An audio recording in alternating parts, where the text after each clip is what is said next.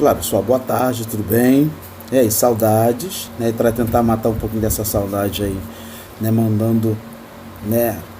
Essas aulas que eu vou, né, no caso, estar passando para vocês agora, tá? E essas aulas, no caso, são com base na página 238 do livro de vocês, tá? A última unidade do nosso livro aí de história, falando um pouquinho a respeito da história dos hebreus e também posteriormente da história dos fenícios, tá? Então, o que a gente tem que entender ou procurar ter como base quando nós estudamos um pouquinho sobre os hebreus, tá? Na verdade, vários relatos a respeito da história, estrutura, né, e desenvolvimento dos povos hebreus, né, está contido nos relatos bíblicos, tanto relatos bíblicos católicos quanto protestantes, né? Mas a história, na verdade, vai além desses relatos em si, tá? Então, ressaltando um pouquinho aí da origem dos hebreus, tá? É um povo que, na verdade, tem sua origem também dentro da Mesopotâmia, tá? Em particular naquela região de Ur dos Caldeus, tá?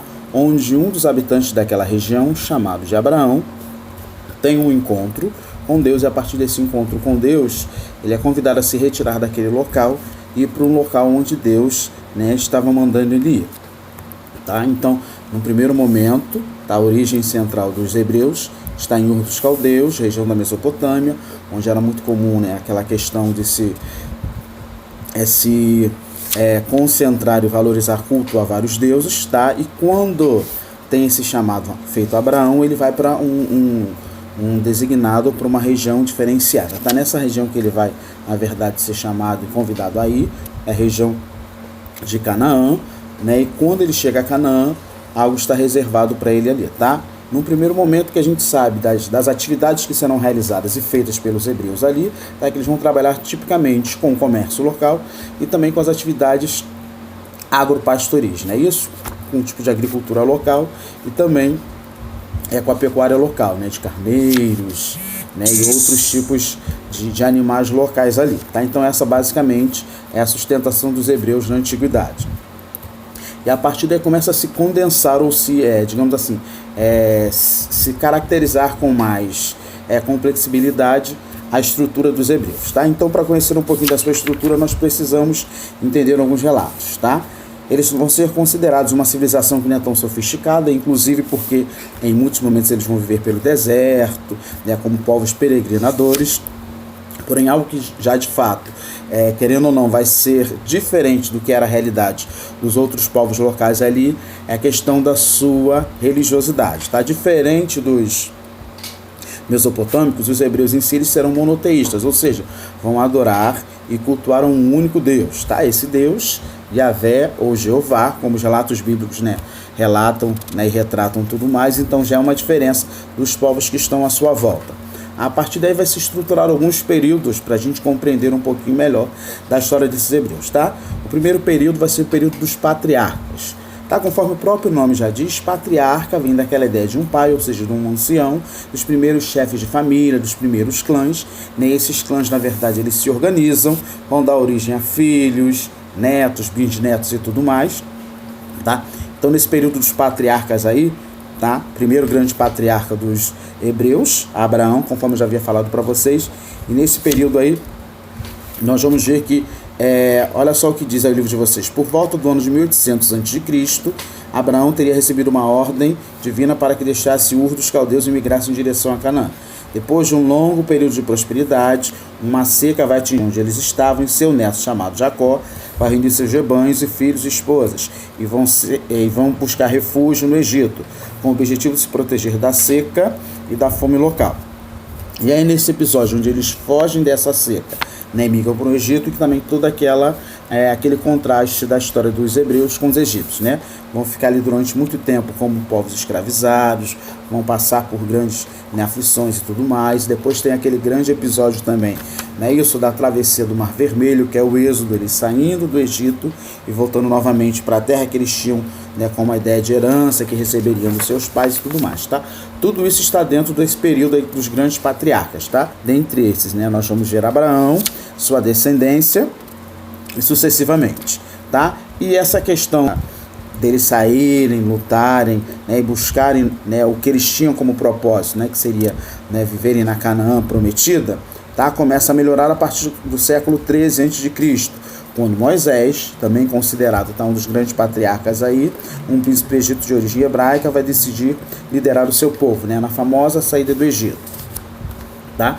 Então, dessa saída do Egito para essa nova concepção, que eles buscar, né, uma terra alternativa para viverem, tá? Que seria o êxodo que nós falamos, inicia-se um outro ciclo na vida dos hebreus, que seria o ciclo ou período dos juízes. Tá? E as principais características desse período dos juízes aí, olha só o que diz página 238 do livro de vocês. Ao fim de 40 anos de peregrinação pelo deserto, né, do Sinai, os hebreus vão se organizar sob a liderança de Josué e vão conseguir invadir e conquistar a cidade fortificada de Jericó. Desde a sua chegada no ano de 1200 a.C. até aproximadamente o ano de 1030 a.C., eles serão liderados por políticos, militares e religiosos que serão chamados de juízes, tá? Então esse período dos juízes aí vai ficar marcado por quê? Por esses líderes, né, que são, né, querendo ou não, aqueles que estão à frente das tribos ainda, porque não é um estado, né, ainda, digamos assim, centralizado, e haver algumas tribos, e nessas tribos aí esses juízes vão se destacar de que forma, tá? Exercendo autoridade política, autoridade militar e autoridade religiosa, tá? Os principais juízes que vão se destacar nesse período aí são Josué, que vai ser o primeiro, né, sucessor de Moisés, Gideão, Sansão e Samuel, além também de uma mulher, Débora, tá? Existiram outros juízes, sim, mas esses são os que mais se destacam nesse período aí, tá? Um período onde, querendo ou não, eles exercem, né, 3 tipos de autoridades: política, religiosa e militar. Posterior a esse período, um outro período se estrutura dentro da história dos hebreus, que vai ser, na verdade, agora já uma monarquia, ou seja, eles começam a ver que os reinos que estão à sua volta, né, tem uma construção, uma concepção de poder diferente da deles. O que eles vão fazer?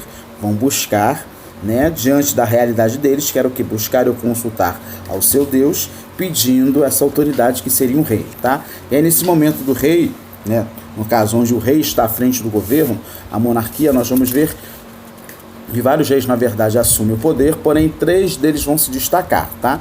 No caso, o primeiro de todos, que vai ser Saul, né, isso, liderado e chamação.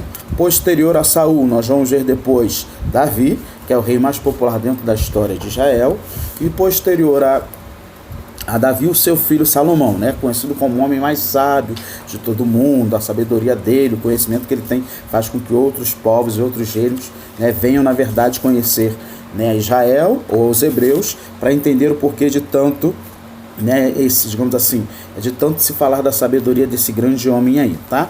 Posterior ao período, né, do reinado de Samuel, há uma grande complicação, que os seus herdeiros começam a entrar em disputas, tá? Nessas disputas, o reino, né, que era um reino centralizado, sob a autoridade de um único rei, ele seja dividido. Ele vai ser dividido em 2 frontes, tá? Reino do Norte, com a capital em Samaria, onde nós vamos ver 10 tribos, tá? E o Reino do Sul, onde a capital é Judá, tendo 2 tribos, ou seja, as 12 tribos elas se dividem, 10 vão estar sob a autoridade, né, de Samaria e 2 sob a autoridade de Judá, tá? É nesse período que nós vamos ver eles sendo perseguidos, um cativeiro, vários cativeiros, né? Nós vamos ver eles passando, cativeiro assírio, cativeiro depois também babilônico, né? Tem toda essa reestrutura aí, né, até os dias depois, posteriormente, de Jesus.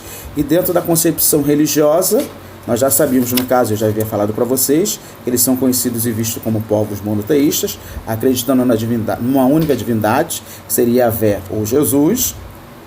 Para isso eles vão construir um grande templo, o famoso templo de Salomão, que depois vai ser transformado no templo que Jesus também passa, né, durante sua infância, a idade, né, de adulto. Somente depois com as invasões romanas que esse templo vai ser destruído.